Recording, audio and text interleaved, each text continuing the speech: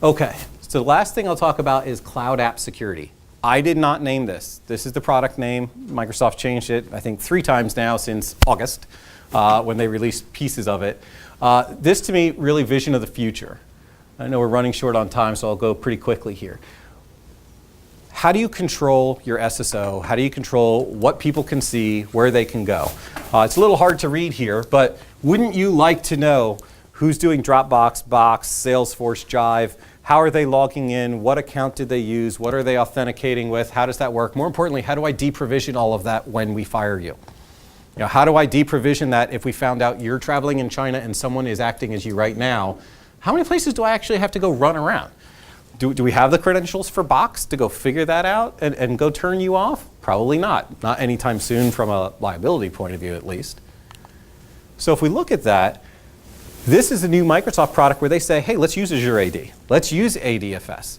Let's use conditional access. Let's use Windows 10. Let's even use Windows Hello for Business if you implement it, and get all of this working together so that we can say, okay, what are you doing with 365? What are you doing with Skype? What are you doing with OneDrive? Where are you doing it? What's going on? How do we know you're you? So this is about discovering what's going on. It's also about investigating what's going on, but then also alerting and taking action about it. You know, in this case, who's using Google Sites? Who's using Marketo? I like this one a lot too. Sanctioned apps, unsanctioned apps. You know, if I give Microsoft data, they'll give me data back.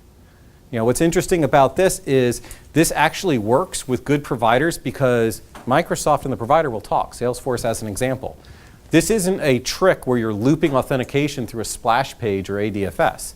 There's an API between Microsoft and an API between SonicWall that you can activate, and if you are doing your ADFS authentication, they'll pass back and forth data.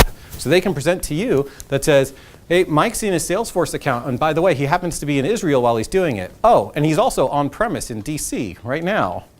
Might want to do something about that. That seems a little odd. That's all possible with cloud app security.